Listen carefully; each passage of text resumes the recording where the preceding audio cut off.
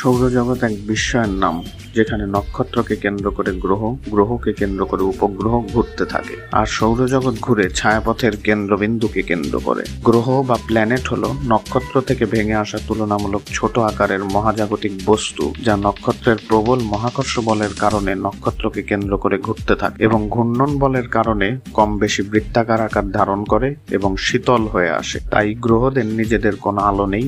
আমাদের পৃথিবী এমনই এক গ্রহ, যা সময়ের সাথে শীতল হয়ে প্রাণের জন্ম বিস্তারের জন্য উপযুক্ত হয়ে উঠেছে। আমাদের সৌরজগতে পৃথিবীর সবচেয়ে কাছাকাছি বৈশিষ্ট্য সমৃদ্ধ আরেকটি গ্রহ হলো মঙ্গল, যেখানে অনেক বছর ধরে প্রাণের খোঁজে অনুসন্ধান চলছে। গ্রহ থেকে সৃষ্ট ক্ষুদ্র গোলক, যা গ্রহকে কেন্দ্র করে ঘুরে, তাদের উপগ্রহ বলা হয়। পৃথিবীর একমাত্র প্রাকৃতিক উপগ্রহ চাঁদ। চাঁদ নিয়ে অজানা তথ্য থাকছে আমাদের পরবর্তী পর্বে। 3, 2, 1, 0